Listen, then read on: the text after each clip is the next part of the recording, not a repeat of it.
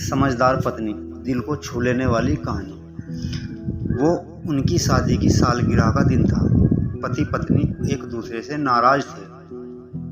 कुछ देर पहले दोनों में किसी बात पर जोरदार बहस हुई थी और ये नाराजगी उसका ही नतीजा थी। दोनों की शादी को 5 साल हो चुके थे। इन 5 सालों में उनका प्यार धुंधला पड़ने लगा था।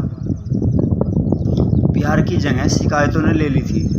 दोनों ये बात अच्छी तरह जानते और चाहते थे कि उनके रिश्ते में वो पहले वाली बात आ जाए, लेकिन लाख कोशिशों के बावजूद उनके रिश्ते में खटास बढ़ती जा रही थी। उस समय पति बालकनी में खामोश खड़ा था।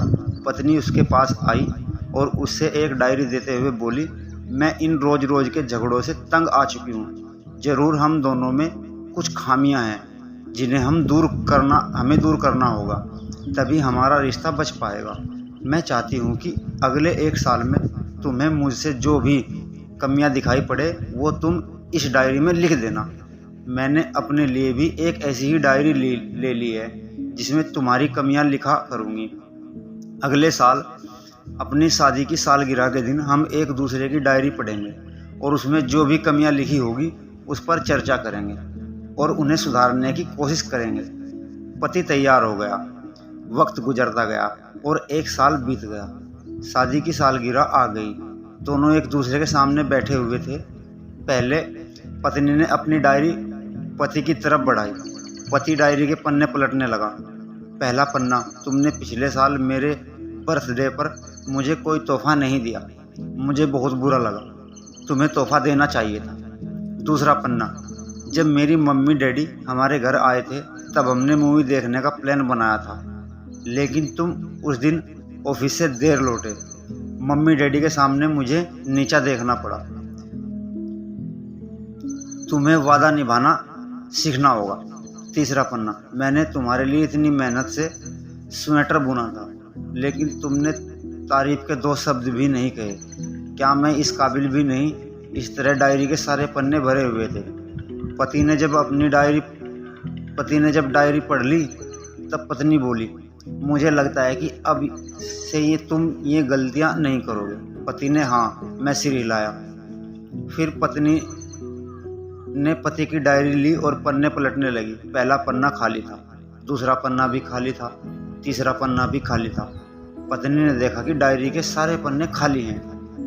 वह नाराज होते हुए बोली, तुम मेरी एक बात भी नहीं मान सकते? मैंने साल भर कितनी मेहनत से पूरी डायरी लिखी है और तुम एक भी पन्ना नहीं लिख सके।